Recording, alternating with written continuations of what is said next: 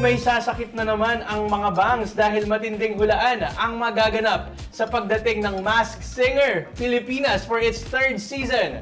16 na Masked Singers ang sasabak sa kantahan at magpapagalingan sa pangharana sa atin tuwing weekends. So, award-winning singer-songwriter ang huhusga bilang judge detectives, which include ang pinakamagandang lalaki sa mundo, Mr. Jano Gibbs, the Philippine Concert Queen, Miss Pops Fernandez, OPM icon, Arthur Neri, and Miss President herself, Nadine Lustre.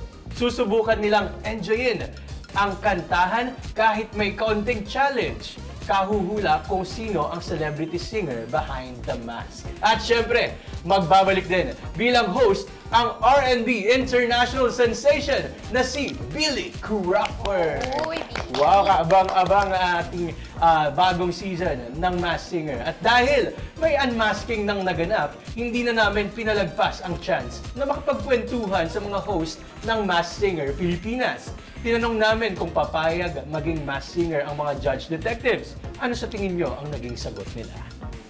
Let's watch this. Ipagpatawad mo aking kapangasan. Pumasa ba? Ay, 83 lang.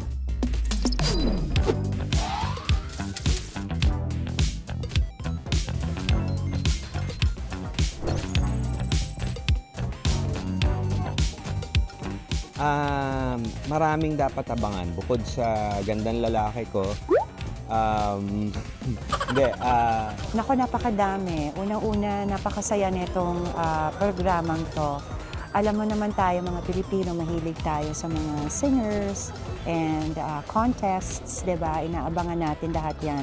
Yung saya, yung kwela, yung kantahan, yung world-class performances ng bawat contestant, and yung mga world-class kilatis din ng mga detective judges.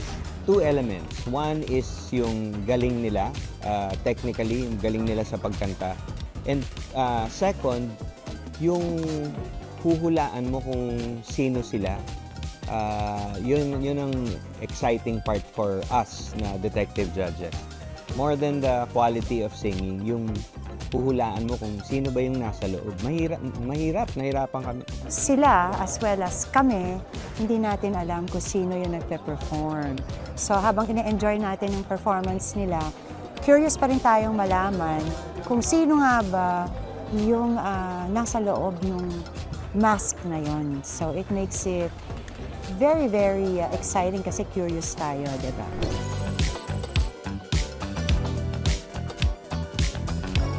Pwede akong si Ilong Ranger. Una-una sana judge na lang ako. Kung magiging contestant ako ulit, magiging GP lang din ako eh. Loyal lang ako kay. Wala, malaki yung ilong na gano'n. Actually, ilong lang yung buong ulo. Buong ulo ko, ilong lang. Ilong Ranger.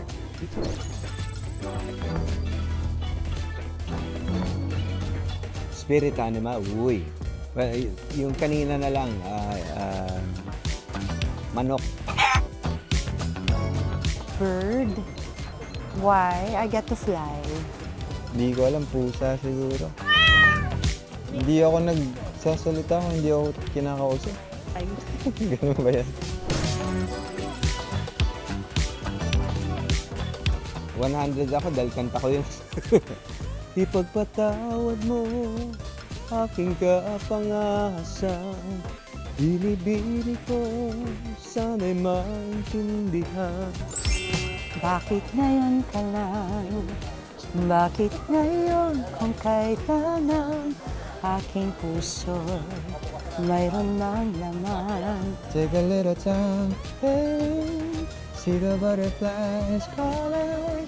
Listen to the voice that was sent to sing for me. Your word, you can't open me.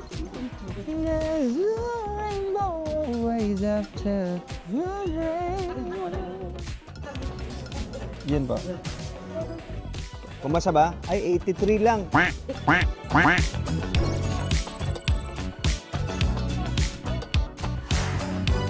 Siguro na lang song na may tatak Little Star. Ayan. Kanta ko rin. Saving my life, not literally, but my, let's put it this way, my career. Fallen. Fallen, yung kanta ko na Fallen. Because before Fallen, I was medyo out for a while. Wala akong hit song. I didn't have anything.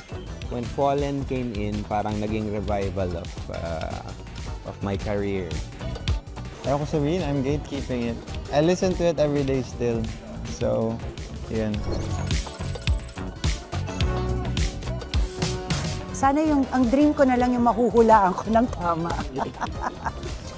Sharon Cuneta, Sarah Geronimo, ganyan. Yung dream mass singer ko, si LeBron James. Bakit? Idol ko siya eh.